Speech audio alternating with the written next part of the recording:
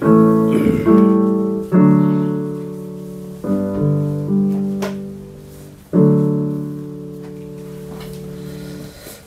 오늘 수요예배 말씀 로마서 9장 6절에서 13절입니다. 로마서 9장 6절에서 13절 제가 읽겠습니다. 그러나 하나님의 말씀이 패하여진 것 같지 않도다.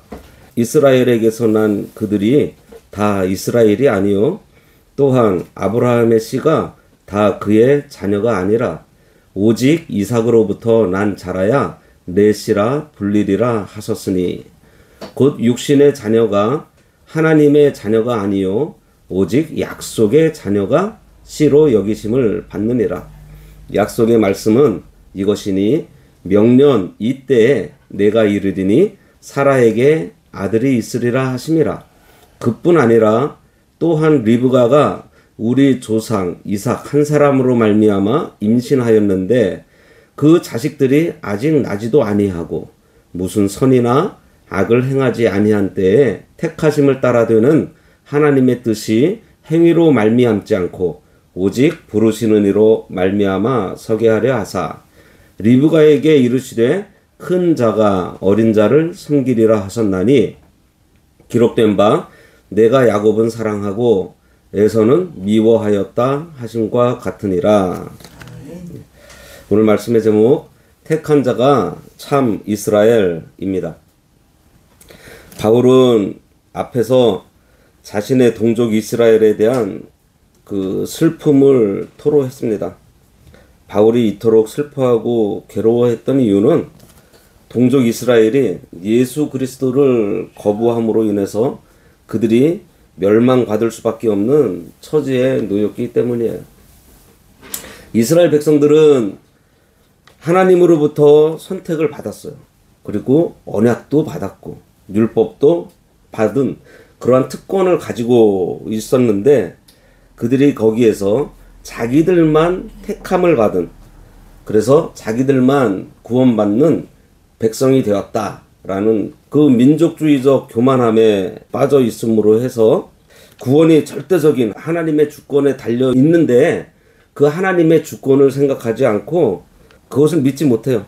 그저 하나님께서 하신 말씀을 등한시하고 오히려 자기네들은 택함을 받았기 때문에 언제든지 하나님께서 자기들을 위해서 자기 편에 서 계실 거라는 그런 사상에 빠져 있었습니다.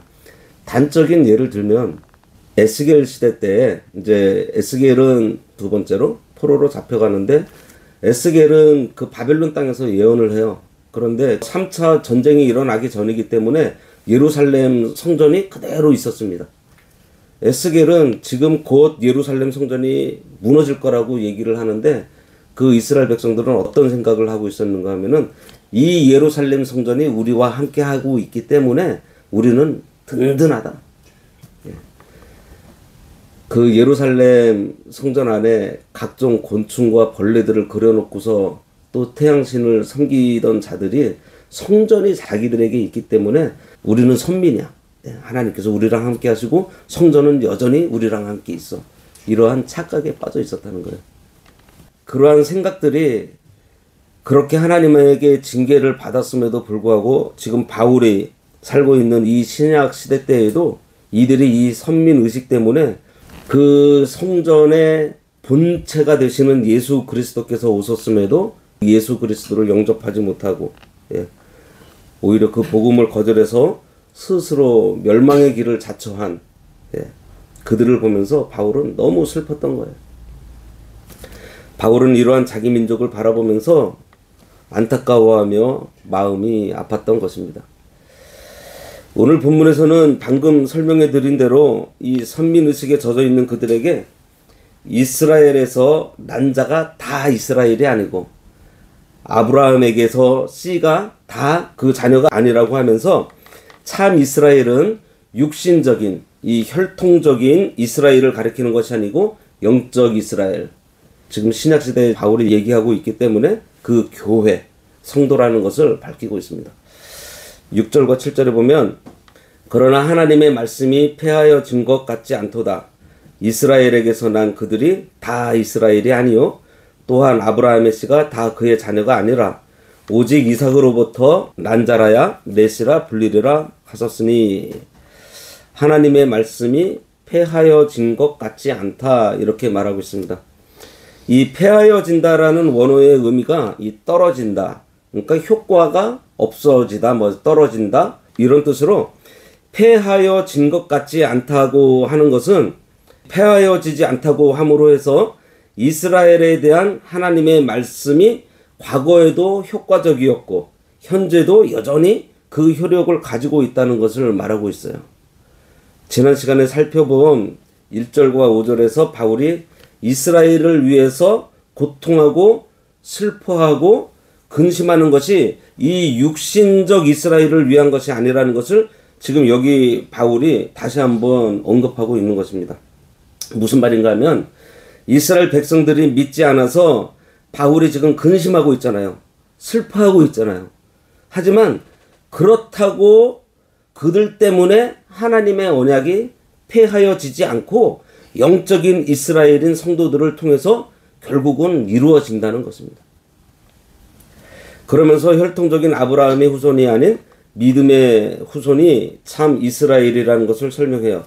7절에 보면 또한 아브라함의 씨가 다 그의 자녀가 아니라 오직 이삭으로부터 난 자라야 넷이라 불리리라 하셨으니 이 참된 이스라엘은 혈통적인 유대인, 모든 아브라함의 후손이 아니라는 것입니다.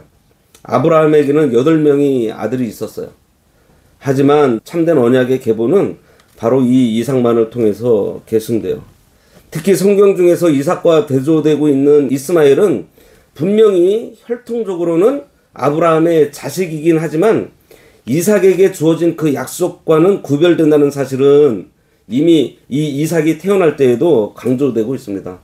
어떻게 보면은 이스마엘이 이삭의 형이잖아요. 그죠? 예. 이러한 구별은 뒤에 이제 8절에 나오는 약속이라는 이 한마디 말 속에 이제 깊이 함축되어 있어요. 그때 가서 보고요.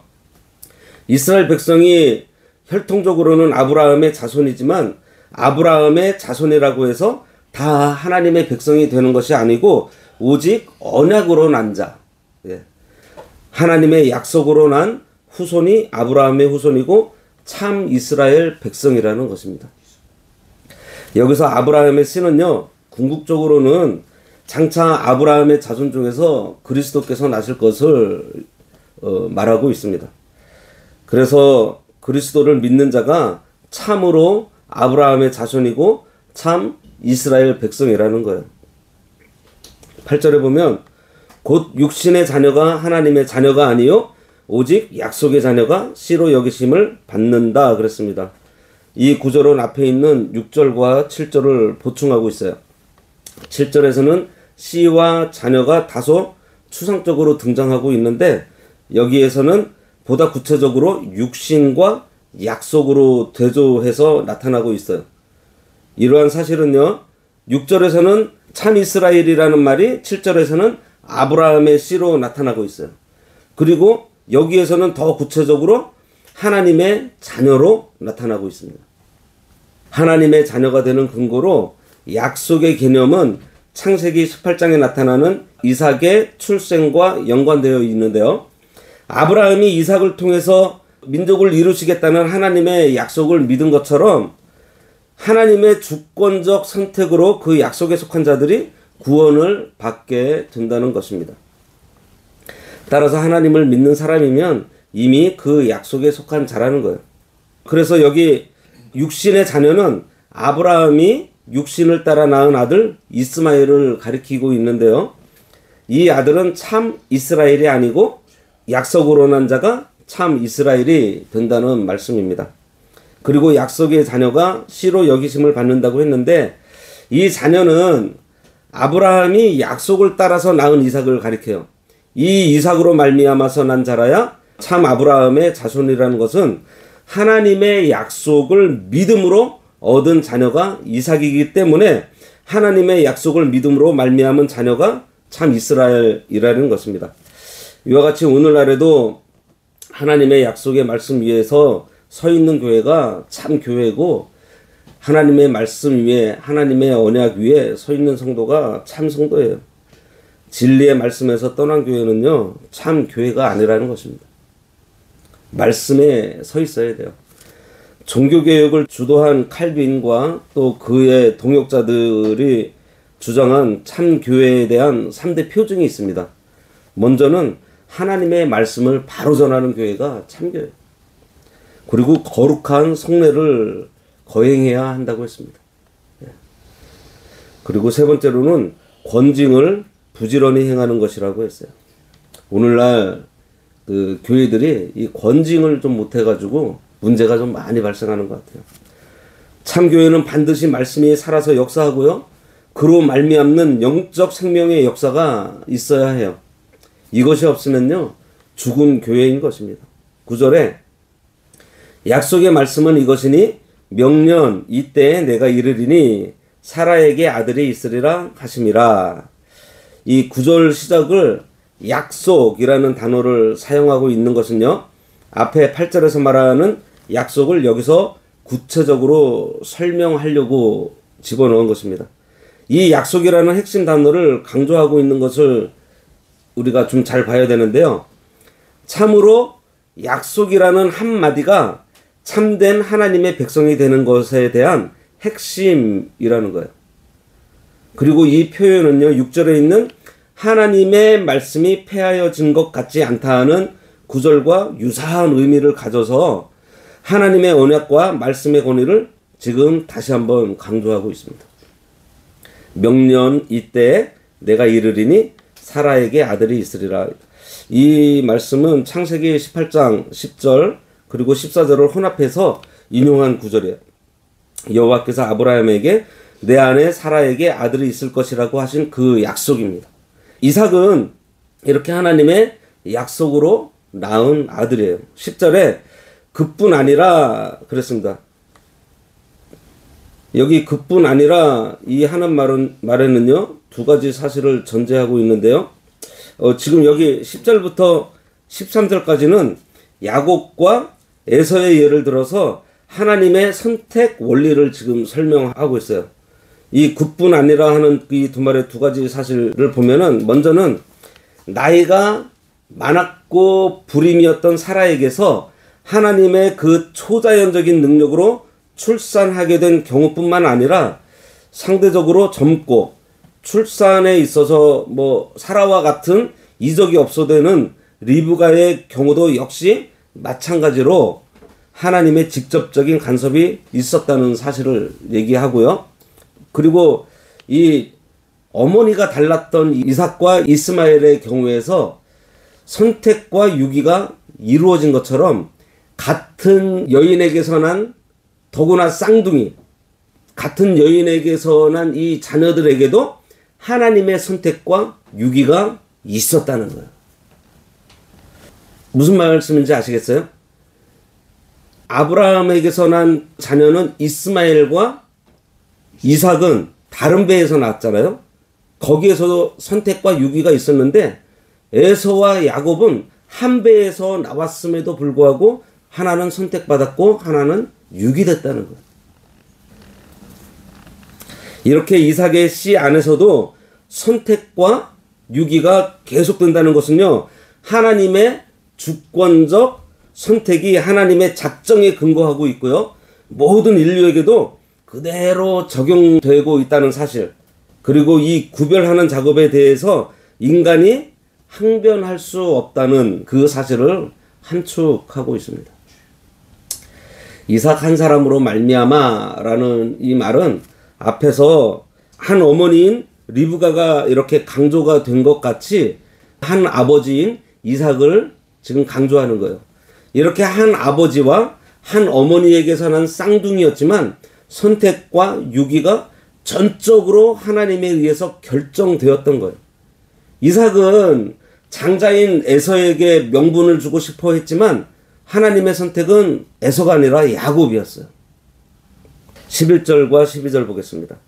그 자식들이 아직 나지도 아니하고 무슨 선이나 악을 행하지 아니한 때에 택하심을 따라되는 하나님의 뜻이 행위로 말미암지 않고 오직 부르시는 이로 말미암아 서게 하려 하사 리브가에게 이르시되 큰 자가 어린 자를 섬기리라 하셨나니. 리브가가 쌍둥이를 잉태했는데 그 자식들이 아직 나지도 않고, 예. 뭐 복중에서 무슨 뭐 선이나 악을 뭐 행할 수 있겠어요? 없을 그때 이 리브가에게서 큰 자가 어린 자를 섬긴다라고 지금 알려주신 것을 보면요, 모든 것은 사람의 선택이 아니라 하나님의 선택으로 말미암는다는 것입니다. 쌍둥이가 출생하니 큰 자는 형 에서였고요, 작은 자는 동생 야곱인데 하나님의 말씀대로 장자의 명분과 축복을 누가 받아요? 동생 야곱이 받습니다. 바울이 강조하고자 하는 것은 그 야곱과 에서 사이에 존재하는 이 선택이 아직 그들이 태어나기도 전에 있었다는 거예요. 태어나기도 전이니 선악의 구분이나 구체적인 어떤 행위도 없는 모든 조건이 둘 다 동일해요. 그죠? 예. 누가 뭐 잘하고 못하고 할 것이 없습니다. 그 상태에서 하나님께서 어느 한편을 선택했다면 그것은 전적으로 주권이 어디에 있어요? 하나님에게 있다는 거예요. 지금 그 얘기를 하고 있는 거예요. 그러면 결국 그거 뭐예요? 하나님의 주권적 의지이고 하나님의 은혜라는 것입니다.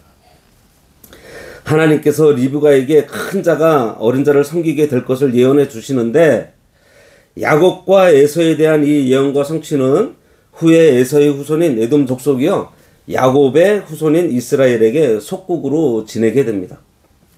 13절에 보면 기록된 바 내가 야곱은 사랑하고 에서는 미워하였다 하신과 같으니라 그랬습니다. 이 말씀은 이스라엘에 대한 하나님의 사랑을 의심하는 자들에게 하신 말라기 1장 2절에서 3절 말씀을 인용한 것입니다. 로마서 9장에서 일관되게 지금 나타나는 하나님의 주권적 선택과 유기에 대한 바울 자신의 논증을 더욱 확실하게 하려고 지금 바울이 추가적으로 설명하고 있는 거예요. 따라서 이 구절도요, 앞절과 마찬가지로 야곱과 에서라는 인물들 그 개인적인 차원보다는 이스라엘과 에돔 민족을 염두에 두고 지금 하고 있는 말씀이에요. 야곱은 사랑하고 에서는 미워했다고 했는데 미워한다는 것은요, 하나님의 선택적 사랑과 반대되는 그 개념으로 범죄한 자를 그대로 내버려 두어 하나님의 공의로서 이를 미워하는 상태인 유기를 말하고 있습니다. 우리가 그런 얘기 많이 하잖아요. 사랑의 반대말이 미움이 아니라 그러잖아요. 사랑의 반대말 뭐라 그러죠? 무관심이라 그러잖아요. 예. 그냥 하나님께서 그냥 버려두신 거예요. 관심이 없어요. 예. 이게 더 무서운 거예요. 이처럼 하나님의 백성이 되는 것은 하나님의 선택에 달려있는 거예요. 선택. 하나님의 선택. 우리 인간의 행위, 또 나의 어떠한 공로, 이러한 것이 전혀 없어요. 지금 이것을 바울이 오늘 본문에서 강조하고 있는 것입니다. 사실 행위로 보면요, 야곱이 에서보다 나은 게 정말 하나도 없습니다.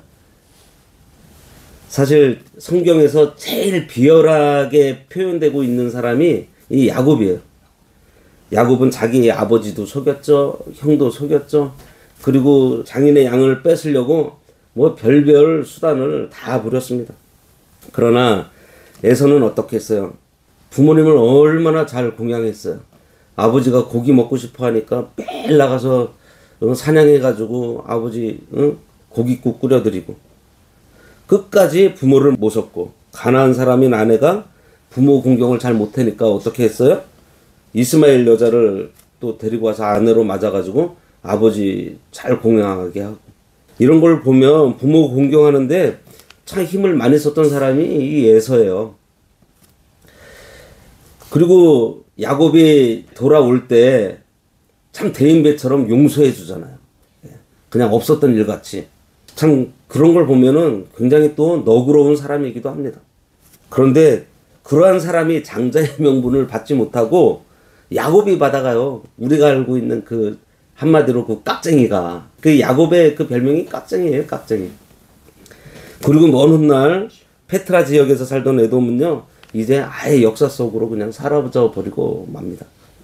그런데 육신적인 거지만은 뭐 이스라엘 자손은 아직까지도 지금 살고 있잖아요.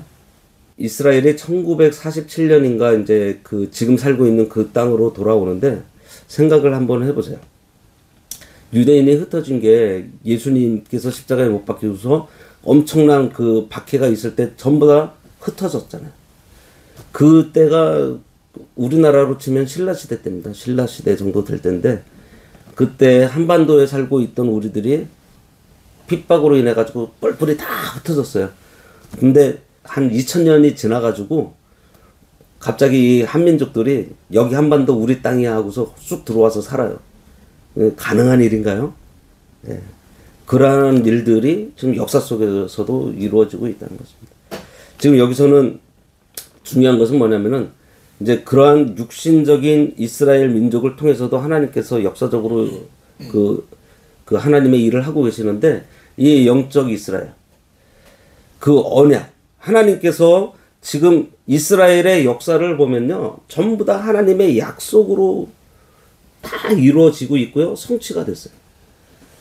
근데 지금 남아있는 약속 한 가지 있잖아요. 뭐 있죠? 예수님 재림하시는 거.